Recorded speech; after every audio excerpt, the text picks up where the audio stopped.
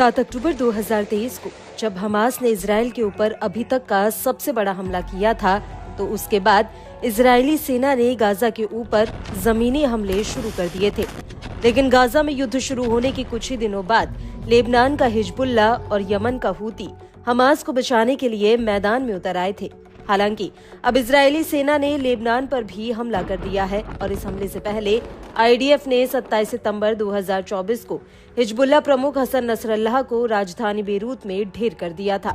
लेकिन इतना कुछ होने के बावजूद यमन के हूती का हौसला कम नहीं हुआ, बल्कि अब वो लाल सागर से आगे बढ़कर इजराइल के तेल अवीव तक पहुंच चुका है।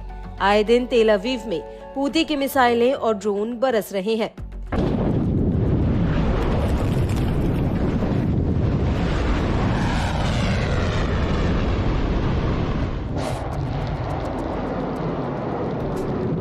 अब इसी कड़ी में हूती ने एक बार फिर से इजराइल पर एक बहुत बड़ा हमला किया। दरअसल हूती ने इजराइल के अश्केलोन शहर पर एक बार में कई ड्रोन बरसाए हैं। हूती के प्रवक्ता ब्रिगेडियर जनरल याह्या सारी ने भी इन हमलों की पुष्टि कर दी है।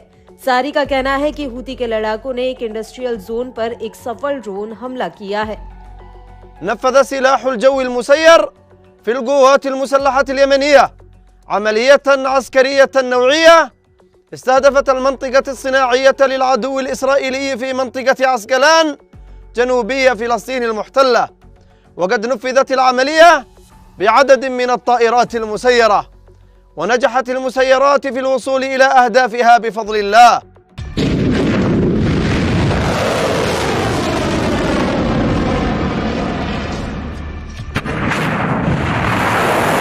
वहीं दूसरी तरफ इजरायली मीडिया ने भी एश्केलोन और नहारिया में धमाकों की खबर दी है। इजरायली मीडिया के मुताबिक लेबनान की तरफ से इजराइल पर ड्रोन फायर किया गया था। हालांकि इस हमले को लेकर इजरायली सेना का कहना है कि ये ड्रोन खुले इलाके में जाकर फट गया। इजरायली सेना ने अपने बयान में आगे कहा कि दक्षिणी इजराइल के एश्केलोन के खुले इलाके में एक ड्रोन गिरने की शुरुआती जांच में पता चला कि ये ड्रोन यमन से दागा गया था।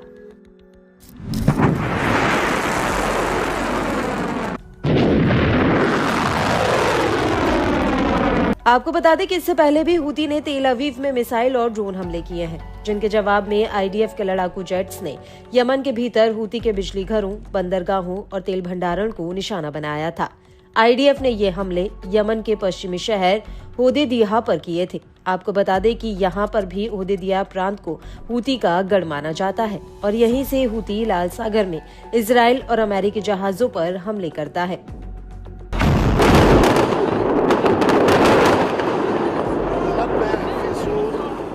इन सब के बीच आपको ये भी बता दें कि इजराइल पर ड्रोन हमला करने से पहले हूती ने लाल सागर में 3 बड़े हमले किए थे। हूती के मुताबिक उसने अरब सागर में एससी मॉन्ट्रियल जहाज पर 2 ड्रोन अटैक किए। वहीं इसी इलाके में एक और जहाज पर क्रूज मिसाइल फायर की। तीसरा हमला भी हुआ जहां पर हूती ने मोटारो जहाज पर कई बैलिस्टिक मिसाइलें दागी। हूती का कहना है कि इन तीनों ही जहाज की कंपनी ने फिलिस्तीनी बंदरगाह पर लगे एंट्री पर बैन का उल्लंघन किया था। इन तीनों ही जहाजों पर लाइबेरिया का झंडा लगा था। एससी मॉन्ट्रियल ओमान की तरफ जा रहा था, जबकि एक दूसरा अज्ञात जगह की तरफ बढ़ रहा था। वहीं मोटारो रूस से चीन की तरफ जा रहा था।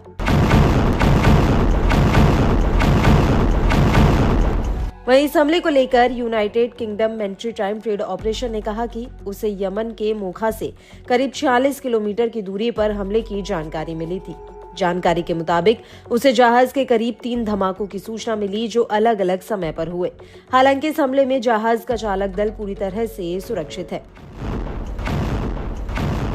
वहीं मोटारो को लेकर जॉइंट मैरीटाइम इंफॉर्मेशन सेंटर का कहना है कि इस जहाज का इजराइल, अमेरिका और ब्रिटेन से कोई लेना देना नहीं था। हालांकि इस जहाज पर हमला इसलिए हुआ क्योंकि इसी कंपनी का एक जहाज इजराइल गया था।